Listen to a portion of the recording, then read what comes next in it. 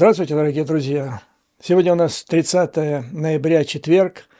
И сегодня я хочу вам предложить, не побоюсь этого слова, уникальную информацию. Во-первых, это инсайт, фактически из первых рук. Это мой собственный инсайт. Это то, что я видел, слышал, то, что я пережил. И он касается глобальных вопросов. О том, какую роль сыграл Генри Киссинджер, царство ему небесное, который покинул этот мир вчера? Какую роль он сыграл в том, что происходит сейчас на территории бывшего Советского Союза, Украина, Россия, в Соединенных Штатах Америки и практически во всем мире? Но сначала я начну вот с чего. Пару дней назад институт имени Рональда Рейгана, американский, естественно, институт, и, как понимаете по названию, это рейганисты, провел свой опрос общественного мнения по поводу отношения американцев к помощи Украине, Израилю, Тайваню.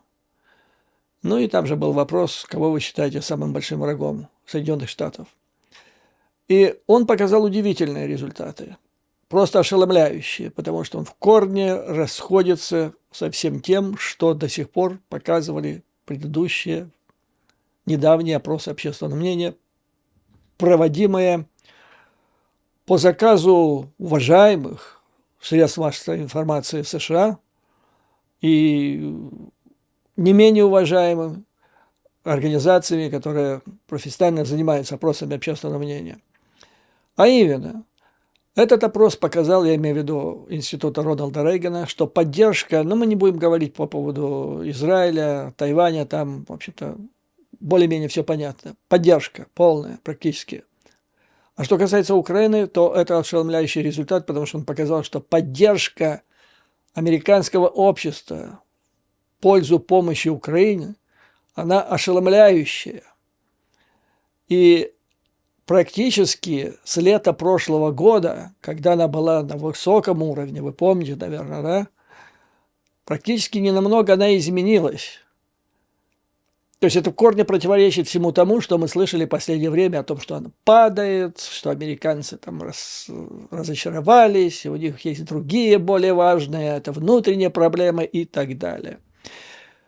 Но я назову, не буду вас утомлять очередной раз цифрами. В общем, в целом, среди американцев, вне зависимости от политической ориентации, поддержка Украины, примерно в 2 раза больше, чем те, кто поддерживает, чем те, которые не поддерживают.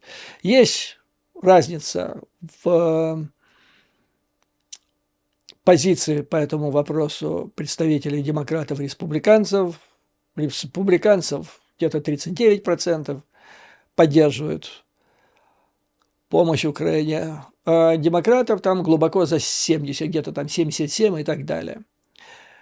Этот опрос также показал, что чрезвычайно важно, как формулируется вопрос. Вот на Тайване, допустим, пример. Если спросить американца, как вы относитесь к помощи Тайваню, то там это покажут одни достаточно невысокие цифры. Но если задать вопрос, как вы относитесь к помощи Тайваню, имея в виду, что главный враг Соединенных Штатов Америки – это Китай, то там тут же все это взлетает. То есть появляется подозрение, вот лично у меня, что у тех, которые проводили неблагоприятные для Украины опросы до сих пор последние, они задавали вопрос абстрактно, вот как по поводу Тайваня. Но если сейчас вот задать вопрос, как вы относитесь к помощи Украине, имея в виду, что Россия там или Путин, и дальше. То есть в одном вопросе описать все то, что мы сейчас с вами обсуждаем последние месяцы, о том, что это судьбоносный вопрос о помощи Украине для всего мира, то помощь среди американцев, поддержка взлетит до небес, если можно так сказать. Я не думаю, что все предыдущие вопросы это было проявление какой-то манипуляции. Но это, очевидно, стало результатом неких глубинных процессов, которые произошли в американской научной, политической, деловой элиты после развала Советского Союза. И здесь на арену выходит Генри Киссинджер.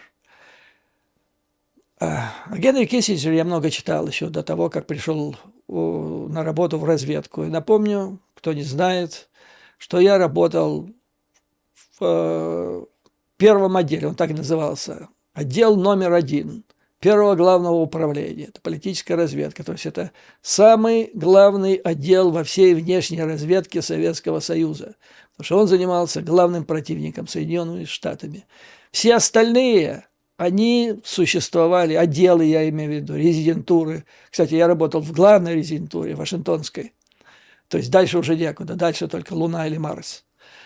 Так вот, значит, все остальные отделы, резидентуры имели значение, согласно той доктрине, которая тогда существовала в Советском Союзе, они имели значение только постольку, поскольку они могли помочь первому отделу выполнить свою миссию. Так вот, только я пришел в этот отдел, через некоторое время я узнал самую захватывающую историю, кейс, дело. Дело касалось Генри Киссинджера. Ну, чтобы не произносить длинно эту фамилию, Киссинджер, у нас в обиходе его звали Киса. Так вот, значит, представители нашего отдела, вернее, разведчик из Вашингтонской резидентуры, установил контакт с Кисой, когда тот еще был профессором. Ну и отношение между разведчиком и объектом разработки дошло до такой степени, когда по всем параметрам, судя по тому, что писал в отчетах разведчик, отношения достигли того уровня, когда можно включать в агентурный аппарат в качестве агента. Что такое агент? Агент – это иностранец, который понимает, что он работает на внешнюю разведку Советского Союза и сознательно выполняет задание. Выполняет. Не то, что ты там попросишь, там, Джо, а вот не был бы ли так любезен там и так далее. А ты просто ставишь, там, дорогой Джо, мы хотим, чтобы ты вот сделал это, или мне нужно, чтобы ты сделал. И он сознательно это все выполняет по разным причинам. Ну и уже написали, в первом отделе написали рапорт о вербовке Генри Киссинджера, а дело уже практически закончились или подходили к концу выборы президента Соединенных Штатов, и были подозрения, что Киссинджера могут назначить на высокую должность. Ну и уже был готов рапорт, положили его на стол, он дошел до начальника ПГУ, генерал-лейтенанта Кирпиченко, который вел практически всю оперативную работу тогда. Он это прочитал, почесал затылок и сказал умную бюрократическую фразу. Так, ну послушайте, сейчас мы доложим Брежневу. Не дай бог Киссинджер назначит на высокую ответственную должность. И потом сложится ситуация, когда Брежнев скажет: послушайте, дорогие друзья, там у вас есть агент, дайте ему указания вот что-то сделать или что-то не делать. Но мы дадим ему указания, а он же будет уже в другой ситуации, он же может это не выполнить или послать просто-напросто. И что мы ответим Брежневу? Давайте отложим дело. И положили его в долгий ящик. Ну и прошло несколько недель. Этот самый Никсон уже президент Соединенных Штатов Америки, и он назначает Киссинджера шефом, советником по национальной безопасности. Это нынешний Салливан. Ну, брызги шампанского в отделе, вздохи разочарования, что не удалось включить. Но генерал Кирпиченко в конечном итоге, старый мастодонт, он оказался прав.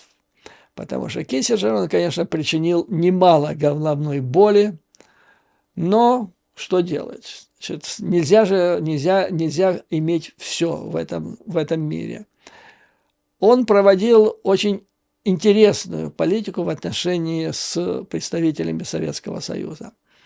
Тогда послом был Анатолий Добрынин, величайший дипломат XX века, не побоюсь этого слова. Так вот, Добрынин написал в своих мемуарах, уже после краха Советского Союза, что в какой-то момент Киссинджер предложил ему такую идею. Говорит: послушайте, Анатолий, мы с вами умные люди, а наши начальники дебилы. Ну, примерно так, или идиоты. Поэтому давайте мы как-то так их разыграем.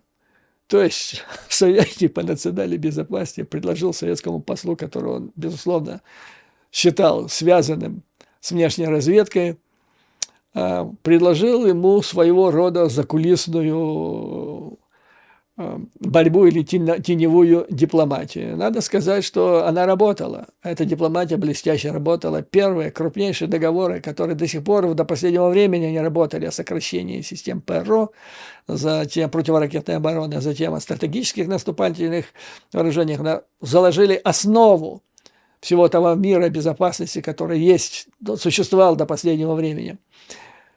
У Анатолия Добрынина был свой паркинг-спейс, то есть место для парковки в гараже в подземном Белом доме. Представляете, это холодная война, напряженнейший период истории. И у советского посла там постоянно свободно, не дай бог туда кто-то заедет. Вот такие были отношения. То есть Киссинджер играл свою роль. Он считал себя величайшим. Может, он так и был. Я бы сказал так. Вот. Один из вариантов, я думал, как назвать это видео сегодня. И один из вариантов был Киссинджер, в скобках Киса, смерть великого комбинатора. Вот что-то такое. Некоторые из его крупнейших дипломатических достижений, вот я читал по Ближнему Востоку, там он мир устраивал, да, люди даже Нобелевскую премию некоторые за это получили, за подписи под планом Киссинджера. А недавно интересную мысль я прочитал, такое остроумное замечание одного из американских аналитиков, который, анализируя роль Киссинджера в этом, он говорил, что он настолько мог замутить решение любого вопроса, что, например, по поводу мира, который благодаря ему установили на Ближнем Востоке, там есть такие детали, которые может понять и разрешить, и дать на них ответ только он. Это вот сейчас. Представляете, как закрутить, как замутить, чтобы быть незаменимым. Но вот то, что касается сегодняшней ситуации, Украина, Россия, Америка, весь мир, это уже произошло после того, как, естественно, Киссинджер покинул государственную службу, а вскоре развалился Советский Союз. И он изобрел удивительную вещь, от которой вот сейчас мы все страдаем, в том числе и Америка, и Украина.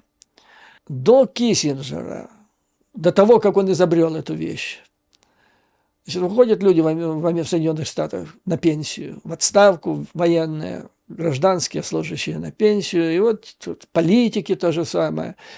Ну, что им светило? Пенсия, да, она неплохая, конечно, в Соединенных Штатах, особенно людей высокого ранга, но это все равно не то, понимаете, не то это.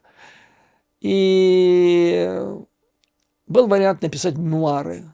Там вот издание, крупнейшее издательство в мире, Саймон энд Шустер, я помню, когда меня привел туда для подписания контракта, написания книги, это был 94-й год, или 94-й год. Привел меня мой литературный агент, я туда захожу, а мне навстречу выходит сенатор Алан Крэнстон.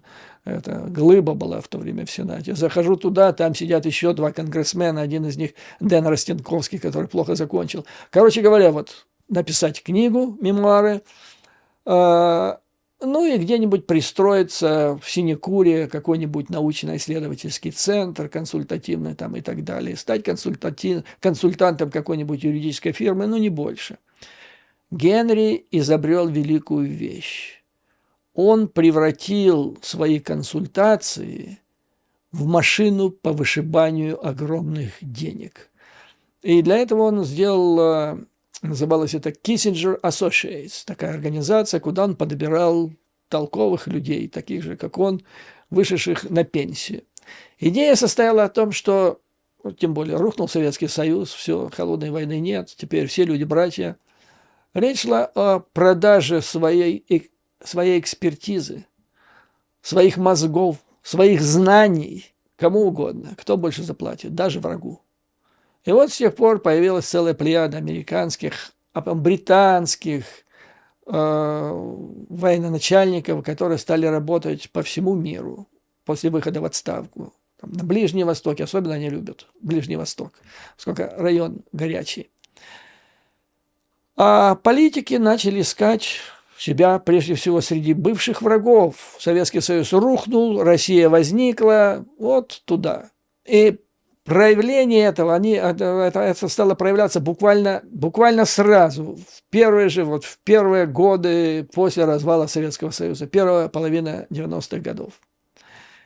В то время в Советском Союзе взлетела звезда ЮКОС, Михаил Ходорковский.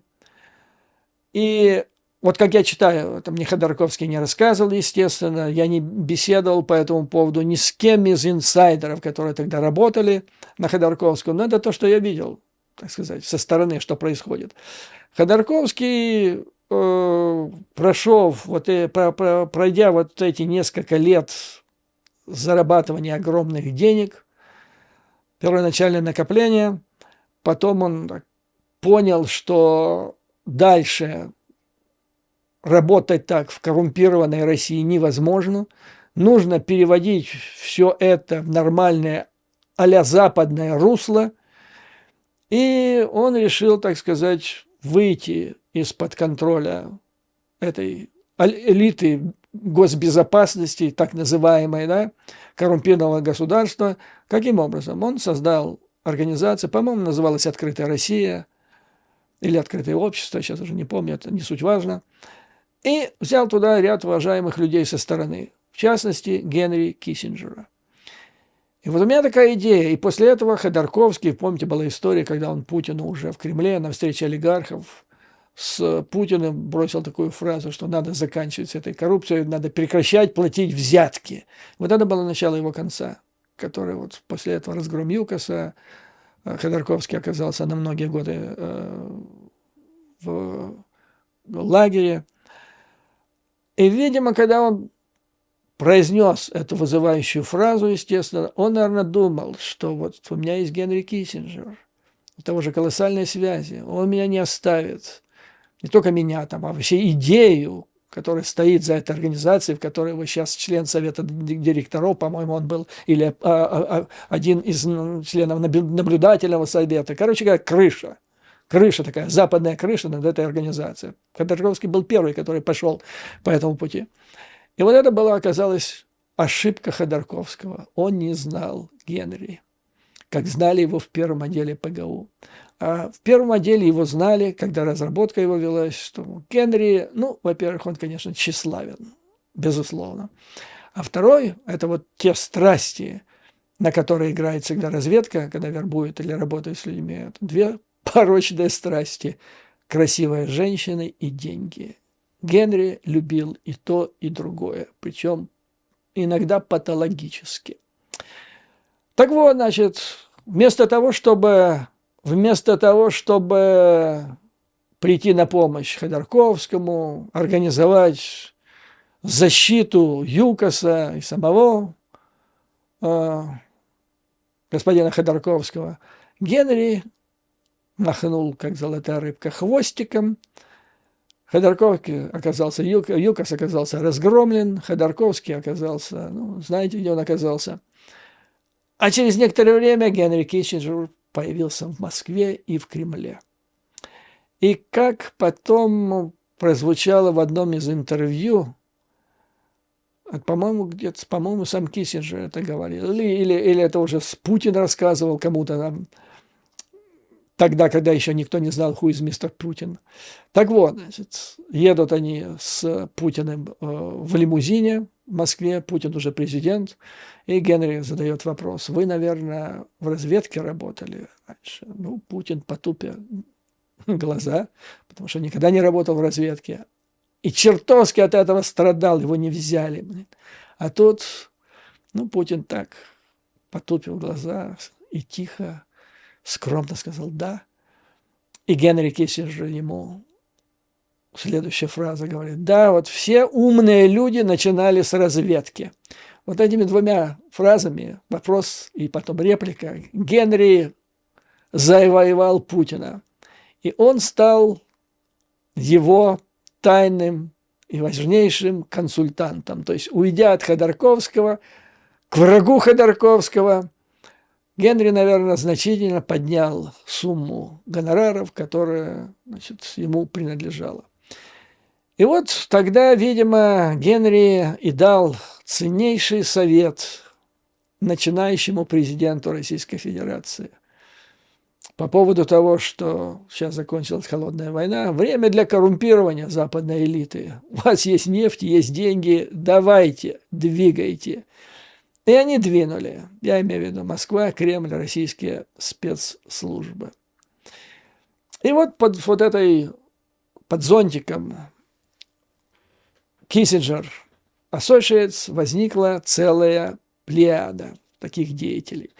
Ну, один из примеров последних, как Генри делал вот на этом всем деньги, это было его последнее, недавно, пару-тройка месяцев назад, его поездка в Китай, который все кричали, шумели, даже Си Цзиньпин его принял. А тут один из умных аналитиков написал, говорит, да ну вы же не понимаете, какая политика нафиг. Генри сделает на этой поездке колоссальные деньги. А это было очень просто. То есть, что главное здесь для руководителей крупнейших американских корпораций? Им нужно инсайт услышать откуда-то оттуда. Китай, Россия. А тут Генри съездил туда, приезжает обратно, у меня есть инсайт, и все знают, что у него есть. Он же там встречался с Си Цзиньпином. И потом он начинает платные ланчи, обеды, там, это ужины и так далее.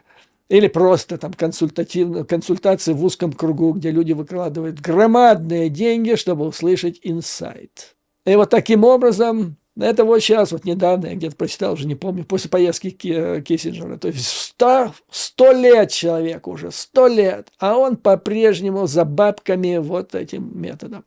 И вот это уже, вот этот метод, я бы назвал его Остап Бендер, в крупной международной политике. И птенцы из его гнезда, значит, занимались тем же самым.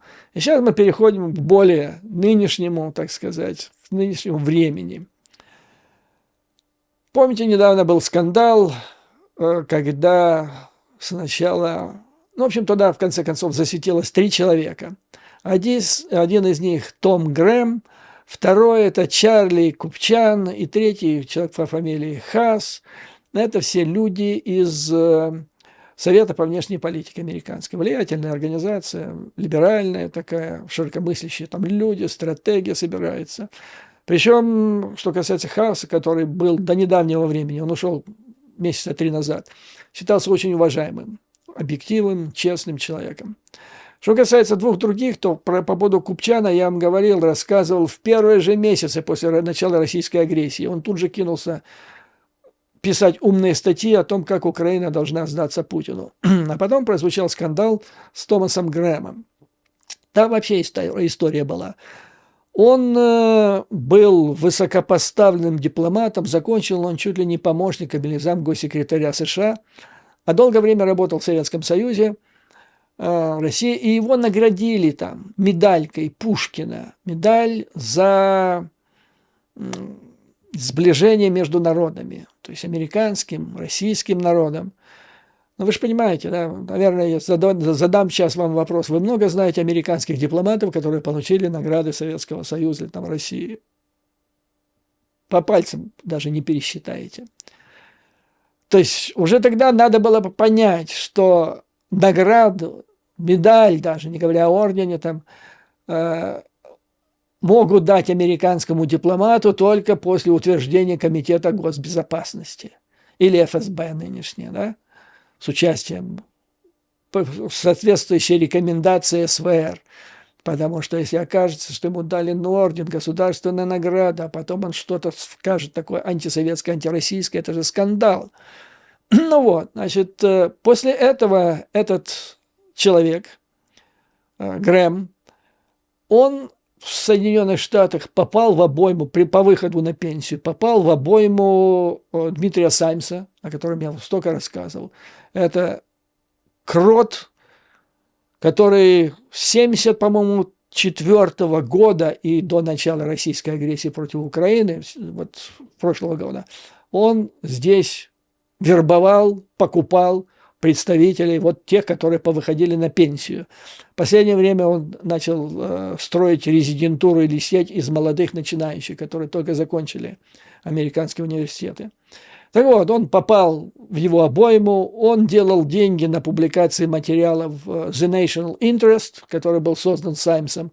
Сейчас, когда Саймс уже свалил в Москву, там его пытаются перепрофилировать, превратить его в уважаемый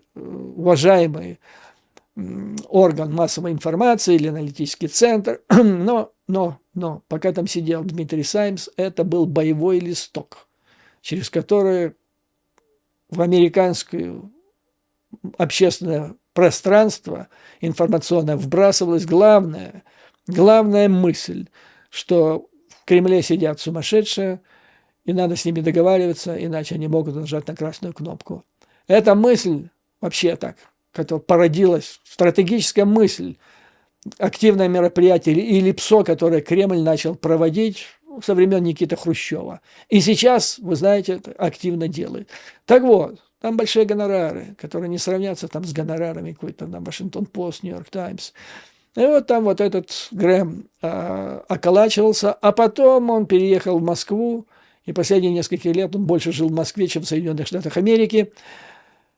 Член Валдайского клуба. Затем там журнал «Россия во внешней политике». И вот он там все работает, там все пишет и так далее. И вот несколько месяцев назад российские спецслужбы решили его использовать. Каким образом? Я вам говорил, что бывают такие моменты в истории, где ставки очень высоки, когда российские спецслужбы палят свою самую ценную агентуру глубокого зарегания.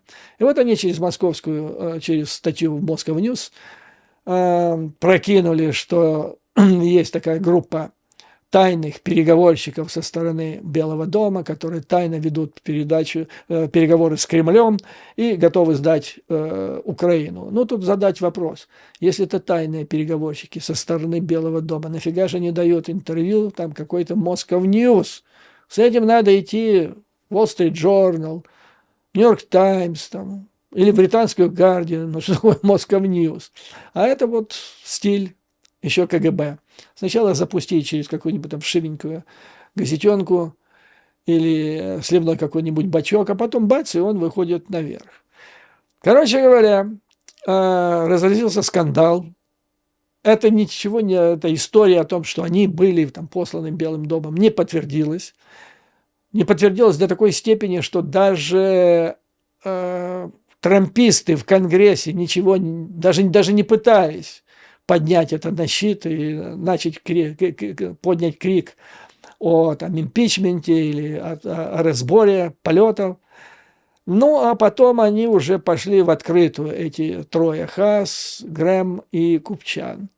Они написали большую статью, последняя, по-моему, была Вашингтон-Пост. Смысл сводился в том, что Украине надо сдаваться и побыстрее. И вот сейчас, в связи с тем, что на следующей неделе должно состояться голосование, вот это шоу, вернее, как они говорят, шоу-даун, то есть битва, я бы сказал, схватка в Конгрессе по поводу помощи Украине, сейчас пошла ответная реакция, то есть контратака представителей рейганизма и друзей Украины, и вообще представителей здравого смысла. И вот в этой связи хочу привлечь ваше внимание, вышла хорошая статья, которую написали два бывших посла Соединенных Штатов в Украине, Тейлор и Хербст. И вот здесь они, значит, камня на камне не оставляют на вот этих тройке этих, которые птенцы гнезда Киссинджера, которые которые, в конце концов, работали на Москву, на Путина. Повторяю, там, вот этот самый Том Грэм у них самый, которому, кстати, ему уже 90 лет. Говорят, что он без памперсов, он уже даже из дома не выходит. И тем не менее, вот видите, патологические страсти. Деньги, женщины, или женщины и деньги. Черти его не носят. Вот в 90-е, но зачем ему это нужно было? Нужны были деньги. И вот эти птенцы школы Киссинджера стали объектом вот сейчас контратаки двух послов, бывших американских, в Украине. Сейчас вам вкратце расскажу, что пишут, потому что сейчас вот этим люди доброй воли, здравого смысла и друзья всего хорошего и доброго, включая Украине, сейчас оказывают сильнейшее давление на общественное мнение, на политические силы в Соединенных Штатах и на аналитику. Вот сейчас это грохнуло буквально в последние несколько дней. Итак, что пишут бывшие послы? Есть диванные аналитики, многие из которых хотели продать Украину. И здесь он называет их по фамилиям. Хаас, Купчан. Потом дальше назвали этого самого Грэма, которые повторили в недавней статье свои прежние призывы к Украине пойти на уступки и заключить сделку с Россией, чтобы положить конец войне. Это вот школа Киссинджера. Они признают, что их собственное предположение вряд ли сработает, потому что Путин с большой вероятностью не примет это предложение о переговорах сейчас и такому регулированию, которое понравилось бы Украине. А раз так, то на кой черт, пишут послы, давить на Украину, чтобы выполнила она это дело, пошла на переговоры, если мы знаем, что Путин это все отвергнет. Ведь результата никакого не будет положительного, но это подавит моральный дух украинцев, который сейчас чрезвычайно высок, как пишут послы, и станет сигналом Путина о том, что мы не привержены, мы не стоим за Украину. И даст понять нашим врагам во всем мире, что нам нельзя доверять, пишут американские послы. И дальше, несмотря на все страдания украинской стороны, моральный дух Украины на ее стороне. Дальше он описывает реально, что российские войска, наоборот, деморализованы. Украина отбила, отвоевала примерно половину той территории, которую раньше захватила Россия. Опрос американцев, это написали до вот этого опроса общественного мнения института Рональда Рейгана. Опрос американцев показывает снижение поддержки помощи Украине, хотя уровень остается по-прежнему высокий. И, опять-таки, они говорят, вторая ошибка, вторая фальсификация этих вот друзей Путина. Они говорят, что если с Путиным сейчас заключить сделку, то война не выйдет за пределы, за границы Украины. Послы спрашивают, а кто вам это сказал? Откуда вы это взяли? Может быть, наоборот. Не будет этого. Кстати, должен сказать, по-моему, говорил в предыдущем видео, что уже появились признаки того, что следующим объектом посягательств Кремля может стать Финляндия и с высокой долей вероятности Молдова, о чем буквально сегодня говорил этот Росинант или Вельзевул, боевой конь ада, говорящая лошадь Лавров на заседании ОБСЕ. И дальше, что нужно сделать, говорят послы. Соединенные Штаты и союзники должны четко заявить, что наша политика заключается в том, чтобы помочь Украине выиграть эту войну и победить Россию. Конгресс должен и дальше принять крупный объект помощи Украине, который обеспечит Украину всем необходимым в течение следующего года. Мы должны ужесточить санкции, ну и так далее. Короче говоря, полная поддержка Украине, как во время Второй мировой войны, полная поддержка Советского Союза. Мы также должны подготовиться к тому, чтобы пригласить Украину вступить в НАТО на саммите в Вашингтоне. Ни одна страна не заслуживает такого членства, и ни у одной страны нет больше опыта борьбы с Россией, чем Украина. Вот такой контрудар. Такой контрудар. Рейганисты есть, оказывается, не только в Соединенных Штатах Америки. Вот почему они спали. Ну, хотя трудно бросать камушек в этот огород, потому что я делился этой мыслью, что Украина, а вернее ее руководство, проспало сдвиг в общественном сознании в Соединенных Штатах Америки. В то время, когда вот промосковские деятели, они наращивали свои усилия в крупных газетах, в изданиях научных, которые я вам не зря вот эти все умные статьи из умных журналов читаю, чтобы вы были в курсе. А на Банковой, видимо, в ОПе Ермака, видимо, это как-то так все пропускали мимо ушей. И вот оно привело, в конце концов, к качественному, то есть количество перешло в качество, когда возник этот кризис, когда возник вопрос, а что нам вообще помогать Украине? У нас своих дел полно. Так вот, к счастью, рейганисты есть не только в Америке, но и в Европе. Вот, например, есть такой директор Института Афари Интернационале. Это Италия. Институт международных отношений. Есть там два сотрудника, Нона Микелидзе и Натали Точчи, которые написали замечательную статью, которая озаглавлена так. То есть они критикуют, что противники помощи Украине говорят, что сейчас два выбора есть у Украины. Или продолжать войну, и у Запада тоже, продолжать войну с Россией, или заключить мир. Ну, казалось бы, а что так, заключим мир, прекратится война, вроде так ухо не режет. Так вот они пишут, что это ложный выбор, его нету. Настоящий выбор в том, что Украина, а вместе с ней Запад, находятся не между войной и компромиссом, а между победой и поражением. То есть это та ситуация, где отступать некуда. Ты не договоришься, не получишь приемлемых условий для мира и перемирия. Ты или проиграешь, а чтобы не проиграть, ты обязан победить.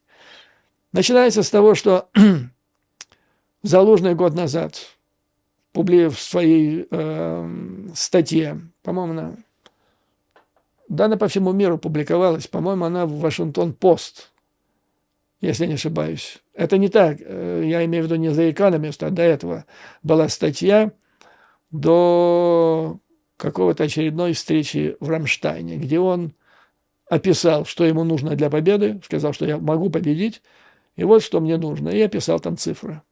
Да, это было до начала контрнаступления. Но поддержка Запада, пишут эти аналитики, как в виде типов, так и в виде количества вооружения, значительно не соответствовала его заложенным призывам.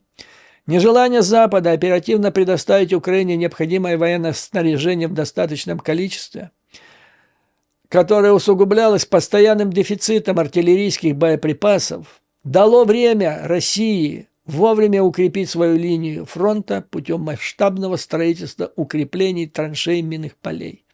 А я здесь добавлю, и это все.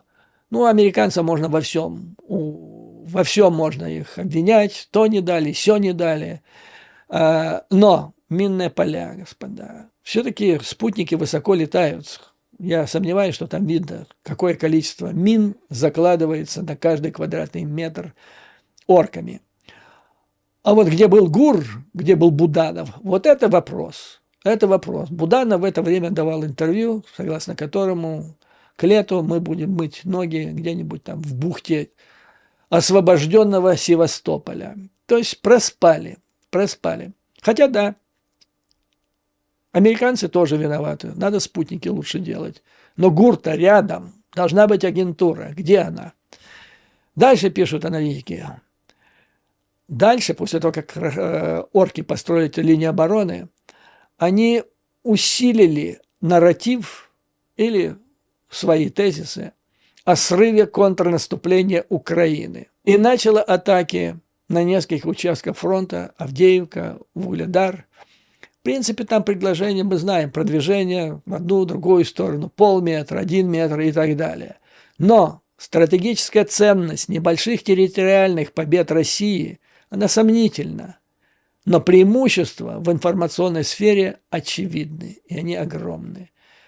Эти маленькие приобретения создают у многих наблюдателей впечатление, что военная инициатива снова в руках Москвы.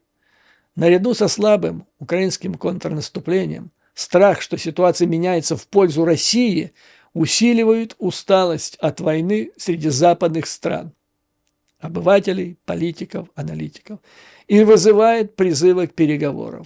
Это была стратегия до сих пор Запада. Аналитики пишут, Запад действительно достиг пределов своей нынешней стратегии. Некоторые считают, что впереди только два пути. Либо продолжение войны с риском перевеса в пользу России, либо переговоры, которые приведут к некоему территориальному компромиссу.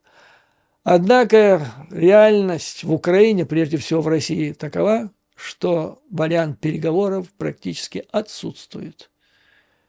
То есть Путин на это, во-первых, не пойдет, он уже сам поверил, или его заставили поверить генералы в том, что ему нечего спешить с этим делом. Можно продолжать пересиживать Украину и Запад. С другой стороны, пишут аналитики, переговоры о компромиссе «земля в обмен на мир» неприемлемы для украинцев. По мнению аналитиков, для Путина нет смысла заключать сейчас мир. Потому что помимо того, что он вторгся в Украину, он через своих военнослужащих совершил уже там преступления против человечества. Это зверские преступления, в которых нет срока давности. Кроме того, объявлены санкции, жесточайшие санкции против России, которые вряд ли когда-либо будут сняты. Затем, то есть, это все будет дальше давить на Россию. Это никоим образом не улучшит его отношения с российской ватой. Он для нее затеял эту войну против Украины. А теперь, значит, он заключит договор, и что теперь он останется под такими же санкциями, ну, получит там какие-то отрезки территории, но скоро эта вата взвоет от того, что произошло. Ну, то есть он фактически сжег мосты. А перед Западом стоит выбор не между войной и компромиссом, а между победой и поражением.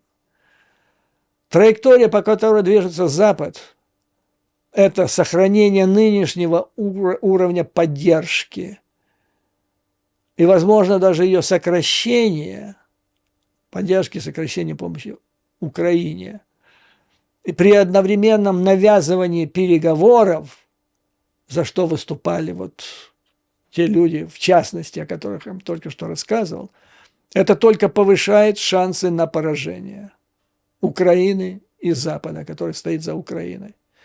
Такое поражение не ограничится Украиной. Победившая Россия не ограничится оккупацией 5 аннексированных регионов.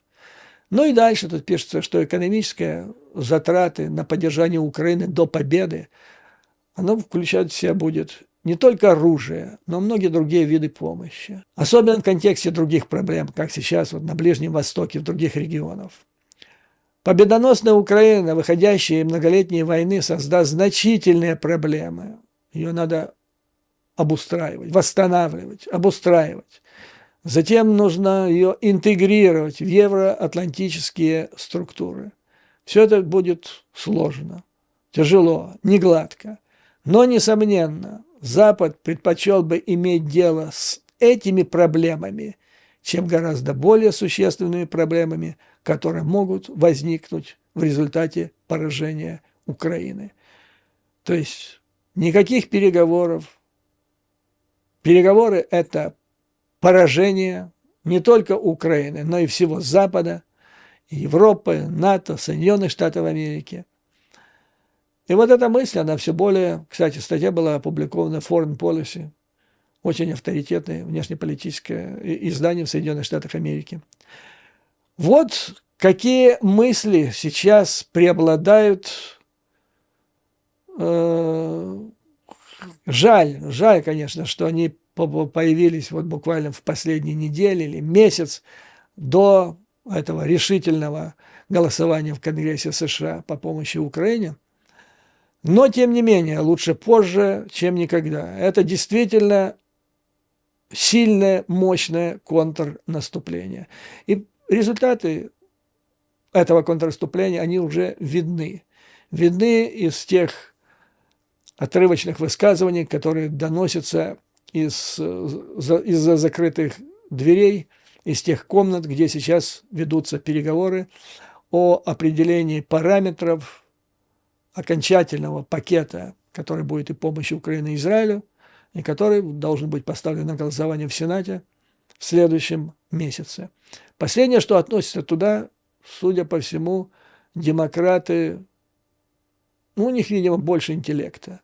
Они больше рентгенисты, они больше представители геостратегического направления внешней политики США, чем их коллеги из республиканской партии. Так вот, они идут на уступки в области законодательства, которые были принципиальны для них в течение десятилетий. То есть это наводит на меня мысль, что все-таки должна быть помощь. Должна быть помощь. Она должна быть значительная. И то оружие, которое будет поставлено, и скорость поставки этого оружия, оно должно коренным образом изменить ситуацию.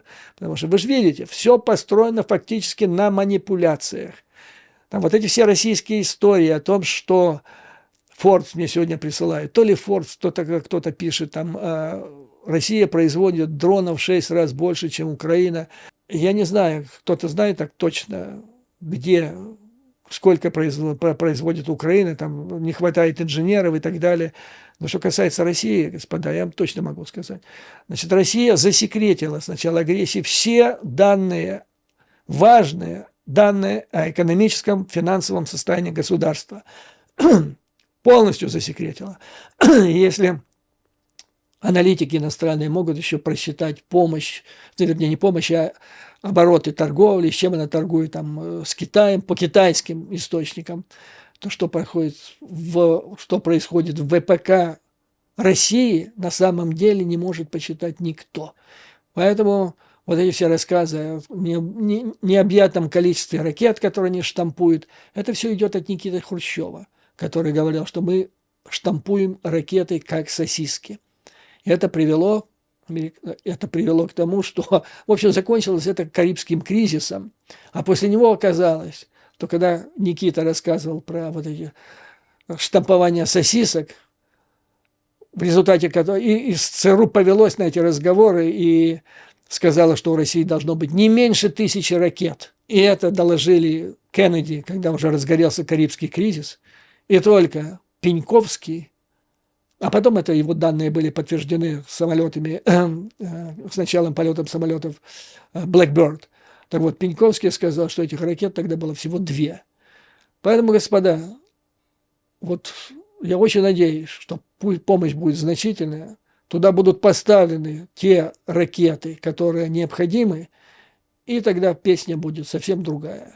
И игра пойдет в совсем другие ворота. Вот на этом позвольте закончить сегодняшнее видео. Слава Украине и вооруженным силам. Враг будет разбит, и победа будет за нами. А вами, дорогие друзья, выдержки, мужества. Не поддавайтесь панике. Нет для этого никаких оснований. Победа будет за нами. До новых скорых встреч.